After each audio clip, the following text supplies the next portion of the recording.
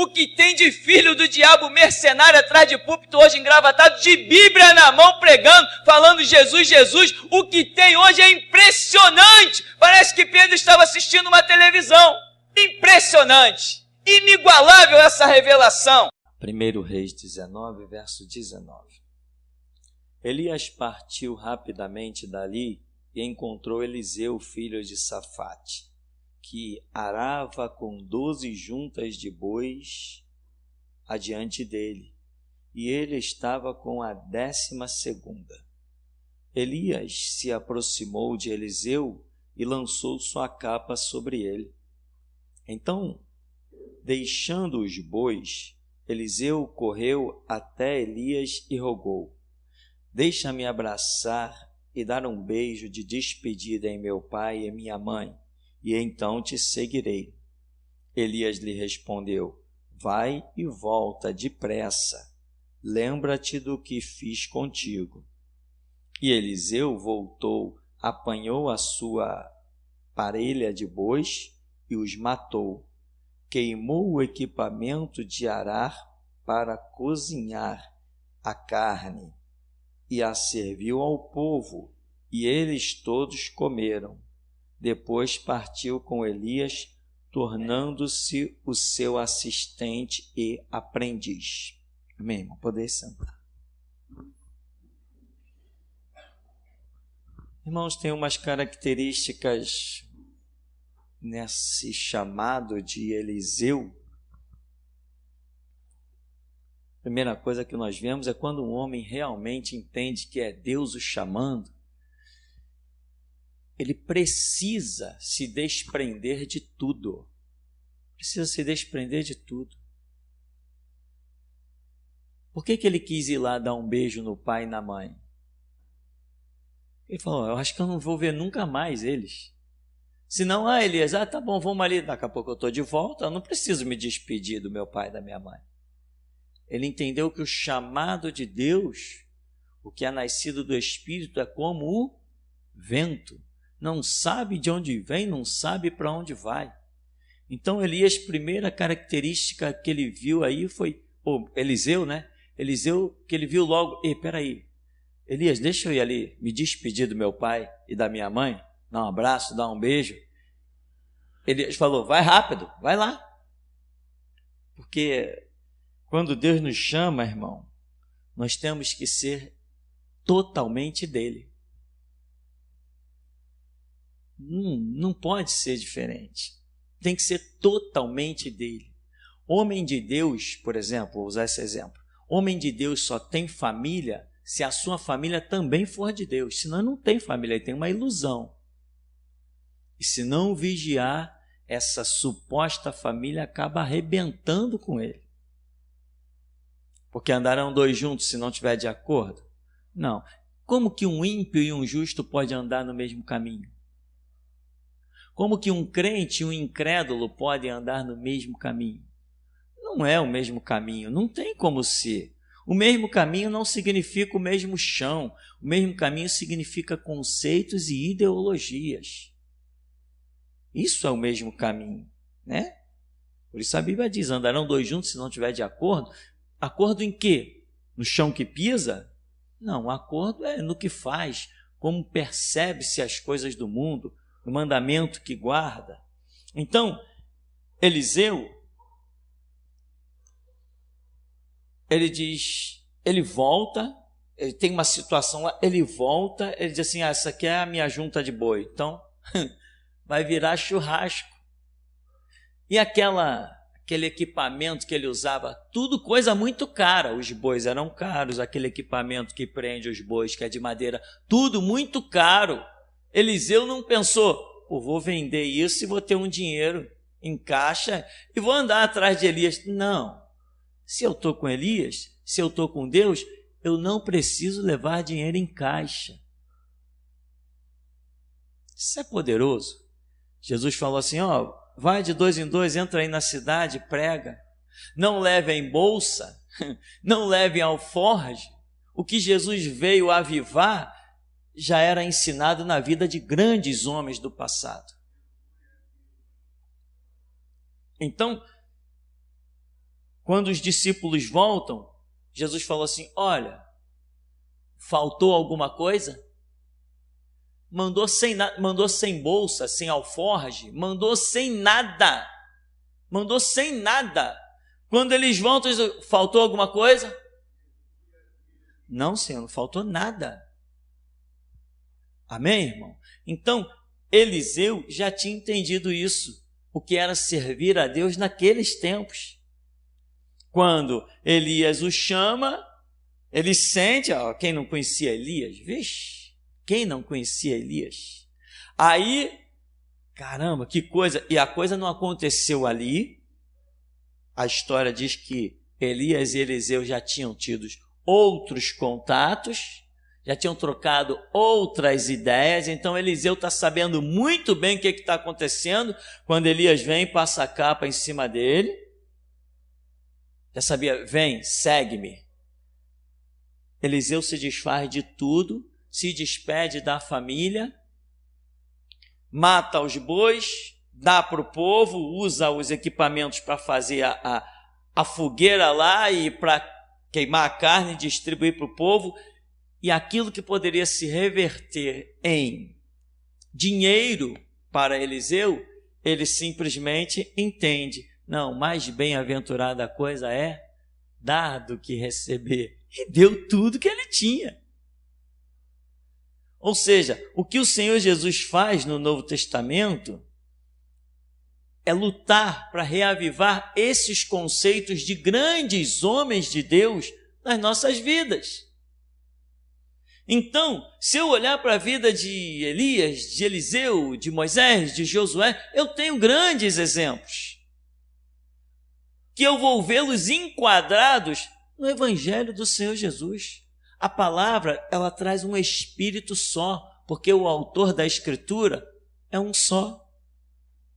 Não tem diferença, não. Tem diferença as dispensações, a maneira como Deus trata com a humanidade.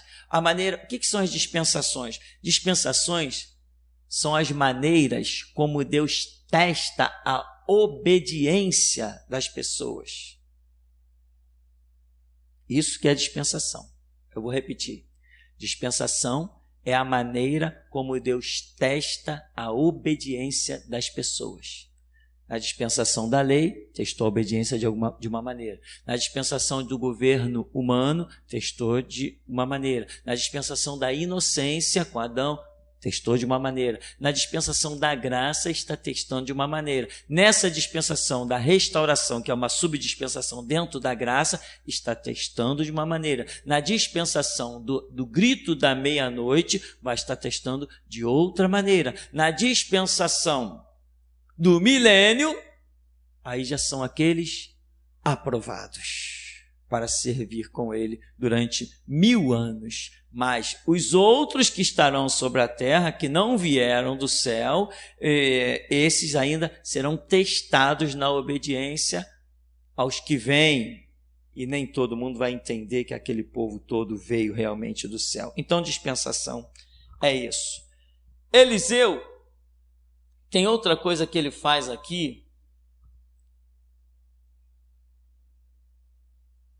Deixa eu abraçar, dar um beijo de despedida em meu pai e minha mãe. Então te seguirei. Vai e volta depressa, né? Nada de demora. Lembra-te do que fiz. Eliseu voltou, apanhou suas aparelhas de bois e os matou. Queimou o equipamento de arar para cozinhar a carne e a serviu ao povo.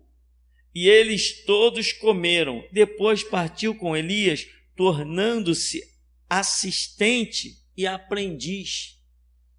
O que nós vemos por aí? Eu conheci pessoas, homens de Deus, que acabaram arrebentando com o seu ministério. Pessoas que chegaram a assumir igrejas que chegou a ter 1.500 membros. Imagina, irmão, uma igreja com 1.500 membros. Pastor recebendo lá um baita salário da igreja, vivendo muito bem, mas o homem não se dedicou totalmente. Não foi um Eliseu que largou tudo e é para te seguir, Elias. Então está aqui, ó, se tornou um aprendiz de Elias. O seu tempo foi integral naquela situação. Quantos pastores hoje, o camarada trabalha na Força Aérea Brasileira, tem um belo salário, aí Deus o chama para o ministério, mas ele não tem coragem de largar um emprego dele, que ele ganha 10, 15 mil reais. Vai naufragar, irmão. Às vezes, num chamado desse, a sua fé vai ser provada. Quando Deus chama um homem para servi-lo, chama só para servi-lo. Quando lá, vem cá, vem me servir no altar. Nós já vimos que os sacerdotes, né, as pessoas envolvidas no templo, Deus não lhes deu nem terras, para que eles não se ocupassem de nada. A porção do sacerdote era, a porção da tribo de Levi, que cuidaria das coisas, era o Senhor. Então, irmão, atenta. Olha para a sua vida, olha mesmo para a sua vida, tudo que está ao seu redor, tudo que você possui. E imagina, se Jesus te dissesse, larga tudo e vai para o deserto, você largaria tudo? Se você disser assim, eu largaria tudo sem olhar para trás, o Senhor Jesus está dizendo, brevemente tu vai estar do meu lado. É assim, irmão, é exatamente assim.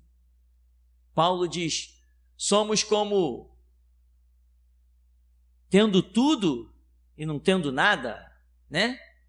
Ele diz, eu sei ser fiel no pouco, no muito, e para mim não faz diferença se eu tenho muito ou se eu não tenho nada. Ele era fiel ao Senhor.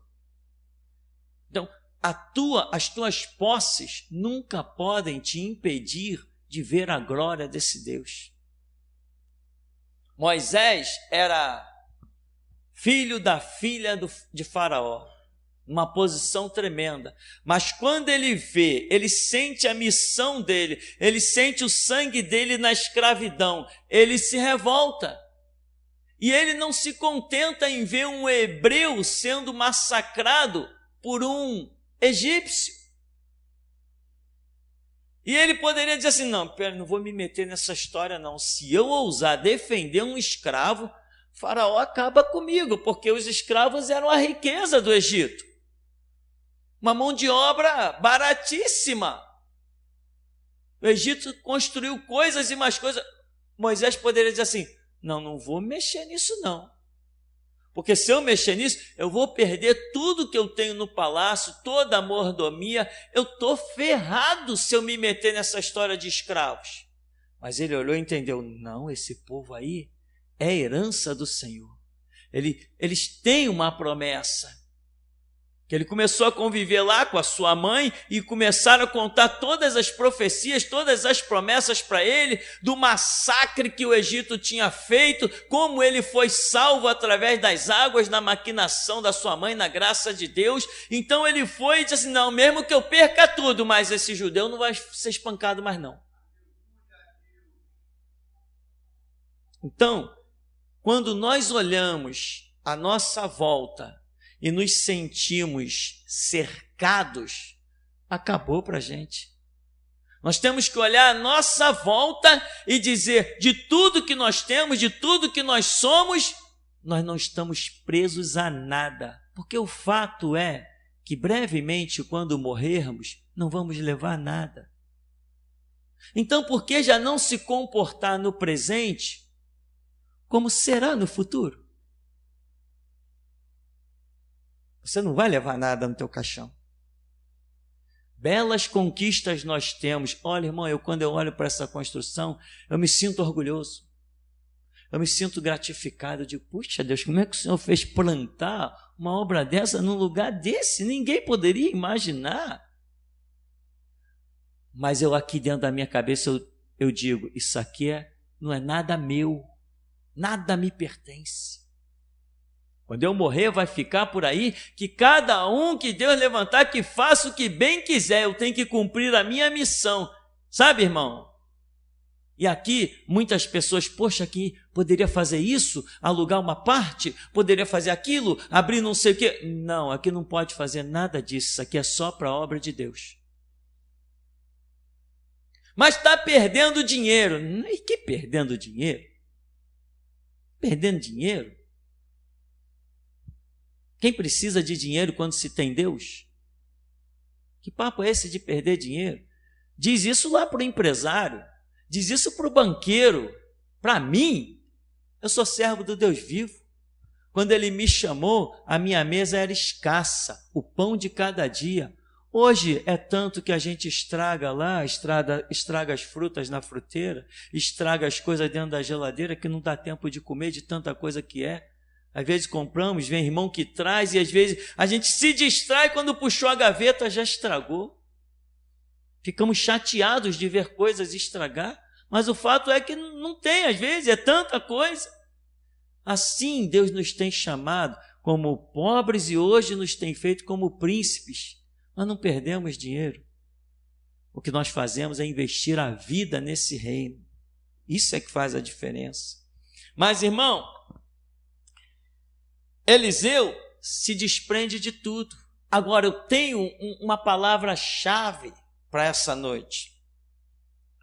O que Eliseu estava fazendo quando Elias o convocou? Quando Deus o chamou para aquela missão de acompanhar Elias.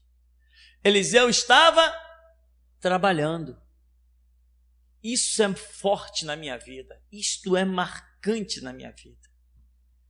Mas na minha vida em que sentido? Nos meus pensamentos. Eu vejo Deus sempre assim, usando o trabalho, usando as coisas que envolvem um homem como forma de lapidá-lo para o reino. E muita gente não percebe que no seu mundo natural, Deus está de olho nele. É no seu comércio. A Escritura diz, se tu é fiel no pouco, sobre o muito eu te colocarei. Né? Imagina Davi. Davi é aquele camarada que está lá cuidando de ovelhas. Quem olhasse, como os irmãos dele olharam, como o pai olhava, Davi era o desprezado.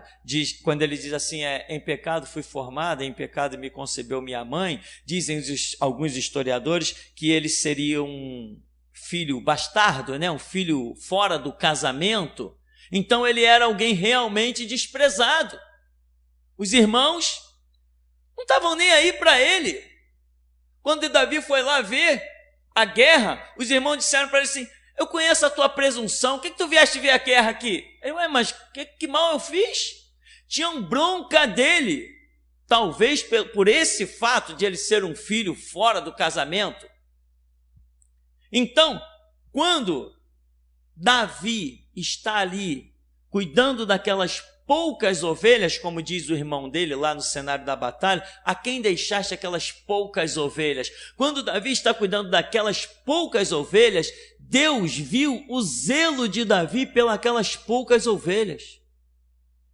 Quando um leão ou um urso, como ele diz, vinha e pegava uma das ovelhas, ele ia atrás, ele não deixava, pegou, matou, pronto, deixa para lá. Não, ele ia atrás. Ele não queria saber que a vida dele pudesse correr o risco daquele leão partir para cima dele, daquele urso partir para cima dele. Ele diz assim, ele disse para Saul, quando o leão e o urso pegavam as ovelhas do meu pai, do teu servo, eu ia atrás deles e arrancava deles, trazia de volta, nem que fossem os pedaços. Da onde vinha essa força de Davi? Da onde vinha essa coragem? Eu te digo nessa noite, da obra do Espírito Santo que desejava realizar na vida dele. O Espírito de Deus está mostrando para ele que existia uma força superior lá no trabalho dele, natural e desprezível. Desprezível. E depois ele vai usar, depois o Espírito Santo vai usar o trabalho de Davi para que todos vejam a força do Espírito na vida dele. lá no meio da guerra. Davi, você não pode ir para a batalha. Não, eu venci leões e ursos. Aonde? Lá naquele trabalho inútil. No trabalho inútil que você está, meu irmão, o Espírito Santo está lá, ó, olhando você. Naquele trabalho inútil, que todo mundo está dizendo, não, moleque, tudo que sabe fazer na vida é cuidar de ovelha. Todo mundo está dizendo para você, olha lá aquele cara, pobre coitado, tudo que faz é carregar caixa nas costas. Mas é lá que o Espírito está te lapidando, é lá que ele está trabalhando contigo. Todos os grandes homens estavam realizando alguma coisa na hora do seu chamado. Foi no seu trabalho que Deus os lapidou e os levou ao encontro consigo. Moisés estava fazendo o quê? Procurando a ovelha. Lá foi a ovelha, subiu, e Moisés está procurando lá pelo monte, até que ele, cadê a ovelha? Quando ele avista a ovelha, ele também avista uma sarça pegando fogo. E ele se aproxima. Deus usou a ovelha, Deus usou o trabalho de Davi para levá-lo até a sarça. Quando Davi se aproxima, essa sarça não para. Davi. Quando Moisés se aproxima, a sarça que não para de queimar emite uma voz. Moisés, tira a sandália dos teus pés, porque o lugar em que tu pisas é terra santa. Então, meu irmão, Moisés foi atraído para um ministério espiritual através de um trabalho natural. Olha a sequência das coisas. Quer ver uma coisa gloriosa? O primeiro rei de Israel, como se chamava? Saul. Como que este homem foi encontrado para o ministério de rei? Ele estava procurando uma reis, um animal do rebanho do seu pai que havia se desgarrado, e ele já tinha rodado, olha, metade de todo o território. Ele tinha ido em busca de tudo que é canto, até que alguém falou assim, tem um vidente aqui na cidade, tem um profeta, vamos consultá-lo. Ele falou, mas não temos nada para oferecer ao profeta. Ele falou, não, mas tem aqui isso aqui, vamos levar lá para o profeta. Quando ele vai, o profeta já está debruçado, porque Deus já tinha falado assim, vem um homem aí, que ele está em busca de uma reis. Ele está no trabalho natural, e desse trabalho natural, eu vou levá-lo ao espiritual. Olha o zelo de Saul, que estava rodando, sabe, irmão, a Bíblia diz assim, ser fiel no pouco, sobre o muito eu te colocarei. Você tem que ser fiel nas suas atividades naturais, porque ali Deus está te lapidando, está vendo o seu caráter, a sua personalidade, está vendo como você age, está vendo a sua prudência, está vendo o seu relacionamento com outras pessoas. Já viu aquelas pessoas que entram no trabalho com a cara amarrada e saem com a cara carrancuda?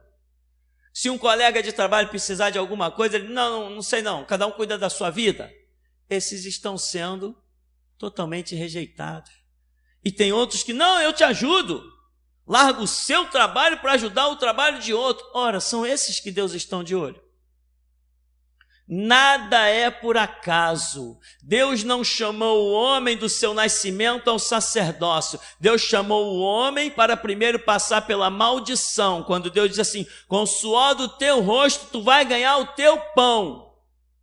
O homem é chamado para a maldição. Da maldição Deus, se pois o Filho vos libertar, verdadeiramente sereis livres. Da maldição ele o leva ao sacerdócio.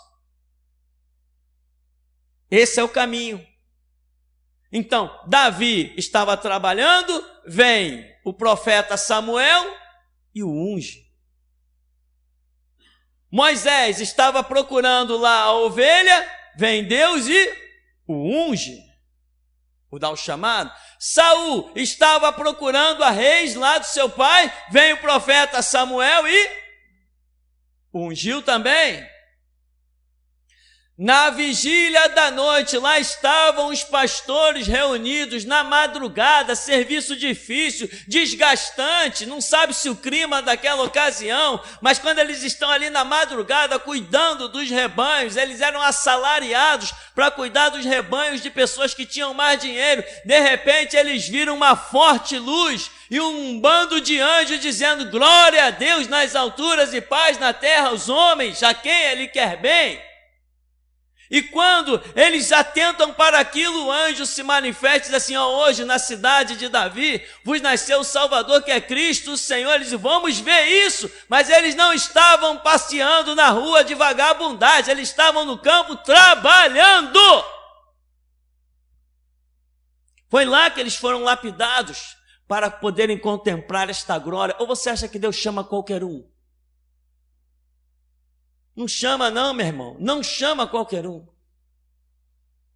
E coincidentemente eu tive essa experiência de passar por um ambiente de trabalho horrendo, não sei quantos aí já trabalharam em empresas de ônibus, e foi depois daquele trabalho horrendo, daquele massacre, de você chegar a trabalhar 14 horas num dia, sem um centavo de hora extra.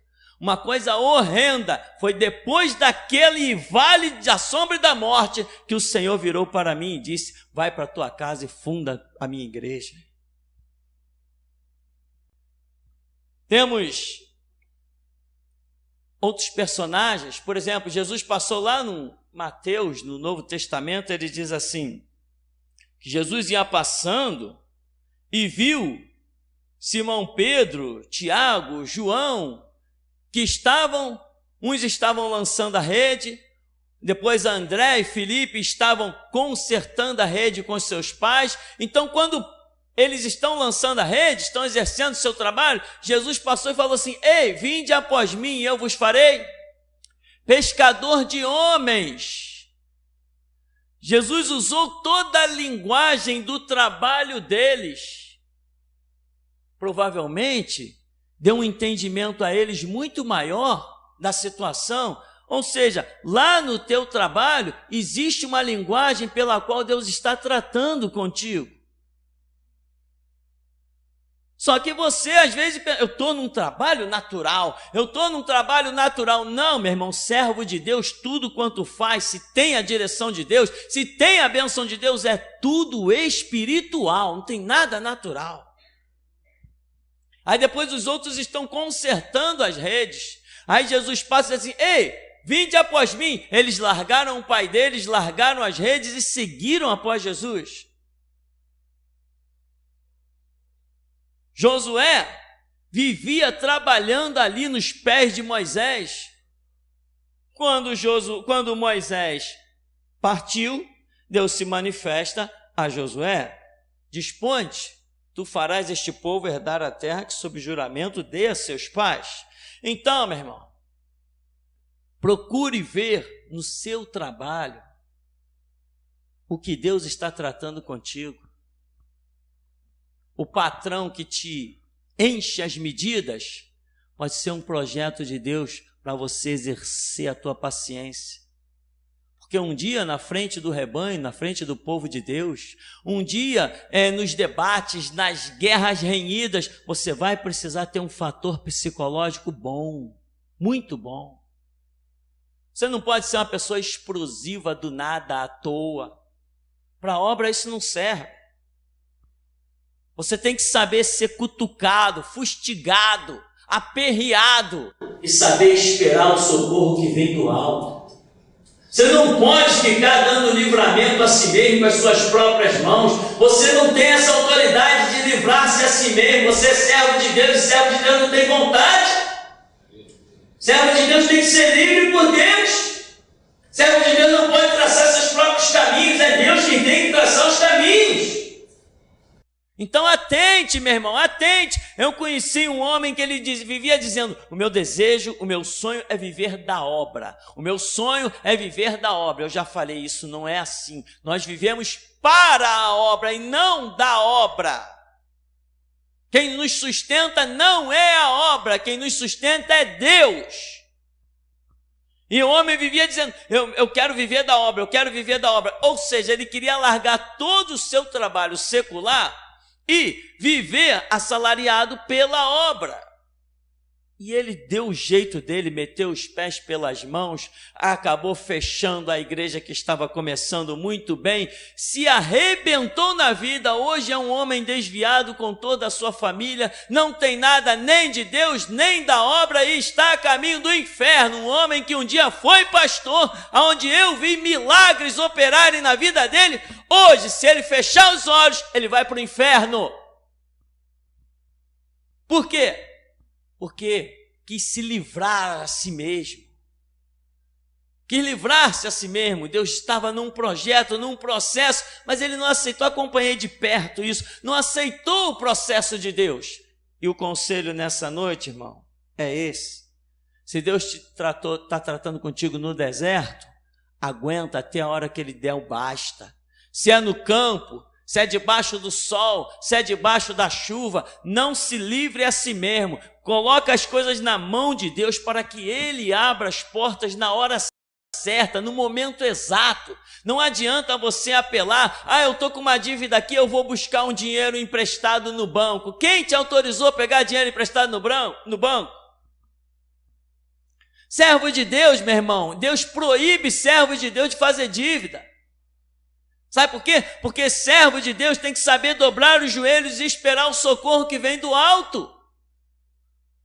Aí se mete, se endivida todo, fica com a vida toda problemática, daqui a pouco está com o nome sujo, documentação toda enrolada, não consegue realizar mais nada. E aí começam, às vezes, quando os bancos começam a botar o juro para cima, eu tive alguns casos, algumas dezenas de casos, de pessoas chegarem e dizer assim, não, eu contratei um advogado, porque o juro do banco é abusivo. É abusivo? Mas quando você assinou o papel, você sabia de quanto era? Sabia, então não é abusivo não, está certo, você deu a tua palavra, tu tem que pagar. Mas todo mundo cobra 1%, o juro está cobrando 20%, o banco está cobrando 20%. Você sabia, estava no contrato, você leu, então acabou, você tem que honrar a tua palavra, você deu a tua palavra, você tem que pagar. Mas são pessoas que metem os pés pelas mãos. E depois, porque, não, mas o sistema jurídico, mas é que a lei do país, meu irmão, lei do país é uma coisa, a lei de crente é a lei de Deus. E a palavra do nosso Deus diz que quando tu dá a tua palavra, tu tem que honrar até a morte. Não se fia nos advogados não, que sempre tem um jeitinho, eles são ladrões. Não se fia nos juízes da terra não, porque a sentença do martelo deles não é a sentença da vara de Deus. Se você deu a tua palavra, não interessa o que diz Constituição, não interessa o que diz a lei, não interessa o que diz sistema jurídico. Se você deu a tua palavra, interessa o que diz o teu Deus. Então, meu irmão, e essa palavra está pegando muita gente, hein? Essa palavra está pegando muita gente, que está inclusive ganhando dinheiro com coisas aí que os juízes estão julgando ilegal por aí, e estão te dando causa, meu irmão, favorável. Mas Deus não te deu a causa favorável, nem adianta dizer Deus me abençoou, não, você lutou com os homens e eles te deram a vitória, Deus não está no negócio. Não chame Deus de palhaço. Você trabalhou com a lei dos homens, sem nenhuma direção, sem nenhum sinal de Deus, e agora vem dizer Deus me abençoou. Que Deus abençoa o quê, meu irmão? Deus abençoa quem honra a sua palavra. Esses homens, por exemplo, os pastores estão lá na vigília da noite, ou trabalho difícil. Diz a Bíblia lá no plural, eles estavam nas vigílias da noite. Então, quer dizer, não era simplesmente numa primeira vigília da noite, eles estavam na madrugada. Você já passou, já teve uma necessidade de passar a madrugada acordado? Irmão, isso é muito terrível, passar uma madrugada acordado, para quem não está acostumado. chegou uma fase da minha vida que as pessoas diziam assim, ó, tem um emprego ali, mas tem que trabalhar na madrugada. Eu dizia, não vou. Mas você não está precisando de emprego? Eu falei, estou. Mas então, trabalha na madrugada. Eu falei, não posso, eu não consigo ficar acordado de madrugada. Ah, mas depois acostuma. Eu falei, não vou acostumar, não consigo ficar acordado de madrugada. Eu sei o quanto é difícil, pelo menos para mim, esse negócio de ficar acordado na madrugada. E tem pessoas que às vezes têm que encaram isso aí. De todas essas histórias aqui, irmãos, quem teve a chance de ver algo mais glorioso foram os pastores que tinham ali na vigília da noite que ficar acordado na madrugada. Eu vejo dessa maneira. Eles viram os anjos falando com eles, ouviram um coral celestial que estava cantando em reverência a Jesus Cristo e ainda receberam, ó, vai em tal lugar que vocês vão ver um menino envolto em panos, posto dentro de uma manjedoura, numa, como é que chama aquele negócio? Aonde eles colocaram? Estábulo, onde as crianças, onde os animais, vai lá que vocês vão ver todos os detalhes. Imagina as experiências que esses homens tiveram depois. Então, meu irmão, para nós concluirmos, porque hoje é assim, verso 20, então deixando os bois, Eliseu correu até Elias e rogou, deixa-me abraçar e dar um beijo de despedida em meu pai e minha mãe, e então te seguirei. Elias lhes respondeu, vai e volta depressa, lembra-te do que fiz contigo. Amém, meu irmão? Deixa eu dizer só mais uma coisa para você. Não tente se libertar. Falamos isso nas entrelinhas, eu quero falar bem claramente. Não tente se libertar. Você vai ter, meu irmão, que ralar mesmo. Nada de fábulas, isso aqui não é universal. Isso aqui não tem campanha falsa de prosperidade.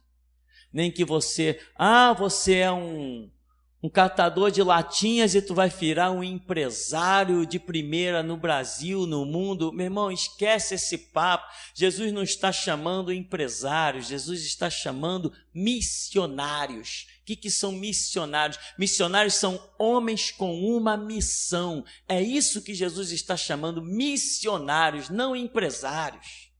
Então, você tem que ralar mesmo. Sabe o que eu tenho a te aconselhar, irmão? Rala com todas as tuas forças, seja o melhor ralador, sofra mesmo, padeça mesmo.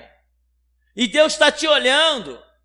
Deus está de olho em você, Deus está olhando cada lágrima, Deus está olhando cada gota de suor, Deus está olhando você encarar a chuva, você encarar o sol, Ele está de olho em você, e quando Ele te disser levanta, dispõe-te, ninguém vai poder impedir.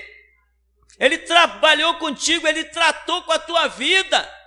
E aí, meu irmão, quando você tem uma história e chega lá no alto, a tua história tem uma base muito forte, muito sólida. Por mais que muitos tentem te arrancar de lá, te derrubar, tu vai se rir dos teus inimigos e dos teus adversários, porque aquele a quem Deus eleva, ninguém consegue derrubar. Então, não tente elevar-se a si mesmo.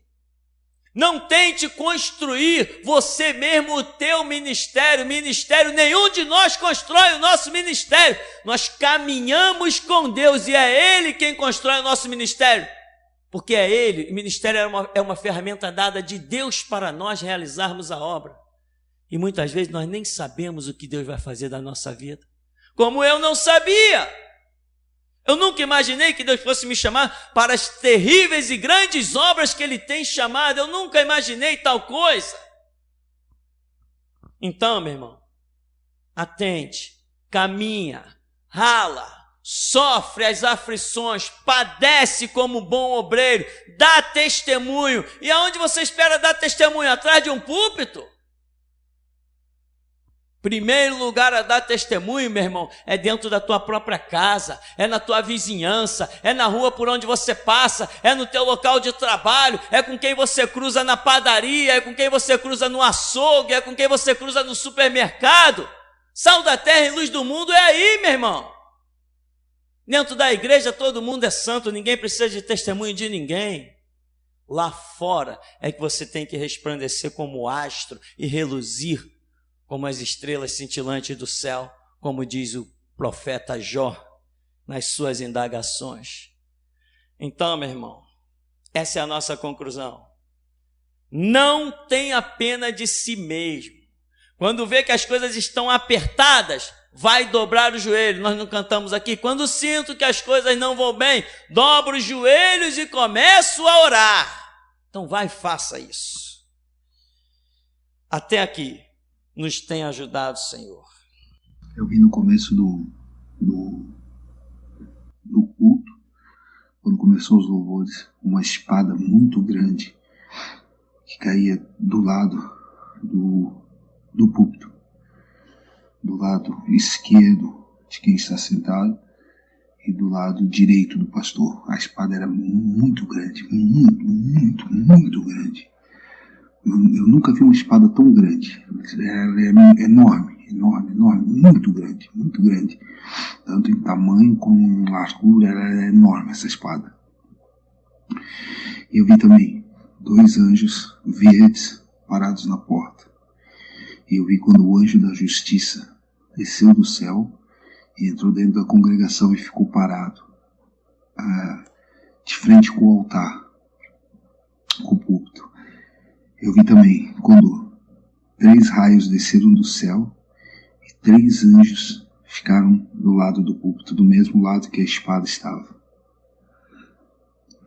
Enquanto o pastor orava, o anjo da justiça tirava a espada da bainha. Quando o pastor parava de orar, ele embainhava a espada. E assim foi. Enquanto o pastor orava por justiça, ele sacava a espada.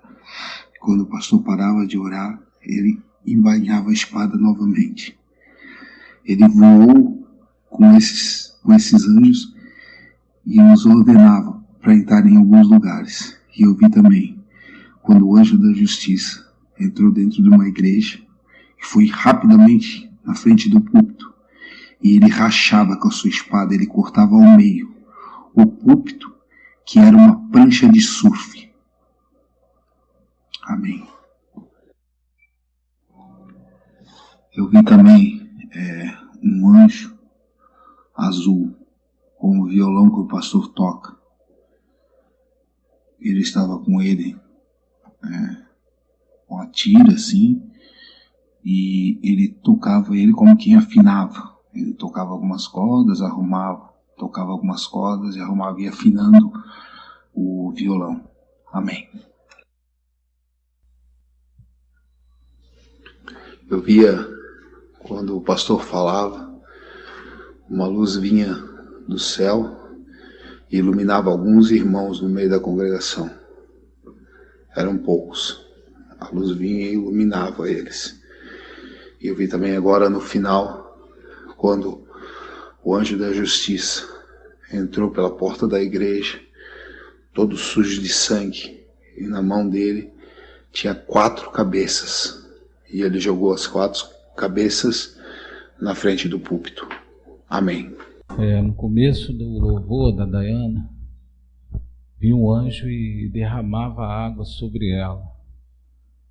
No momento que ela cantava, vi uma nuvem branca que envolvia a igreja, e vi um anjo com as asas bem abertas e puxava algumas pessoas para frente, aqui para frente do púlpito, mas não puxava todos. E tinha um outro que ele ficava mais ou menos no alto, e quando a pessoa louvava, saíam uns flashos de luz da pessoa e ia em direção a esse anjo. Ele tinha tipo uma prancheta e anotava. Depois eu vi esse anjo da justiça, ele saía e voava, ele chegava num lugar, na igreja, próximo à estação de trem, e descia na frente daquele púlpito e cortava as pernas de quem estava pregando. Depois ele ia em um outro lugar, um púlpito pequeno, uma igreja pequena, e arrancava a cabeça daquele que estava pregando naquele lugar, pastor. Essa foi a visão que Deus me deu hoje.